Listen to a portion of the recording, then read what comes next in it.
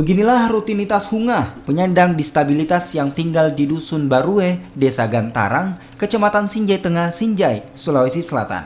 Meski kondisi kakinya tidak normal, ia tetap bersemangat untuk bekerja. Sebidang kebun di depan rumahnya menjadi tumpuan kehidupan keluarga Hunga. Di kebun yang luasnya tak seberapa inilah, ia menanam beberapa jenis tanaman seperti kopi dan singkong. Cacat pada kedua kakinya tidak membuat Hunga berpangku tangan. Tidak bertumpu pada hasil kebun yang tak menentu, ia juga beternak ayam dengan harapan kelak dapat dijual untuk menambah penghasilan. Istri Hunga, Duma, dan anak sulungnya, Asri, juga menderita keterbelakangan mental. Sementara anak bungsunya, Nursiati, terpaksa putus sekolah karena tak punya biaya serta jarak sekolah yang jauh dari tempat tinggalnya. Untuk membantu ekonomi keluarga, Nursiati memilih bekerja sebagai pembantu rumah tangga di Kota Makassar.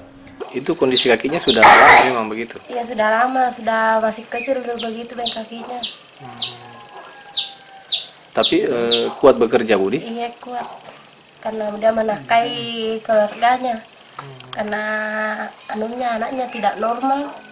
Dan normal juga anaknya? Iya, tidak normal, itu laki-laki anaknya. Hunga bersyukur lantaran mendapatkan sejumlah bantuan sosial, antara lain beras rastra dan BPJS Kesehatan yang dibiayarkan pemerintah. Hunga menuturkan, meski memperoleh bantuan sosial, namun ia tidak pernah dikunjungi petugas dari Dinas Kesehatan setempat. Dari Dinas Kesehatan pernah datang periksa Pak Hunga dan keluarganya? Tidak. Tidak pernah, Pak? Jadi sehari-hari bekerja di kebun itu, Pak? Di kebun. Masih kuat bekerja, Pak Hunga? Masih kuat karena Hunga menempati rumah semi permanen yang diperoleh dari program bantuan stimulan perumahan swadaya dari pemerintah pada tahun 2017 lalu. Belum masuknya jaringan listrik ke kampungnya membuat Hunga dan keluarga kecilnya hanya mengandalkan lampu minyak sebagai alat penerang di malam hari. Muhammad Salih, Kompas TV.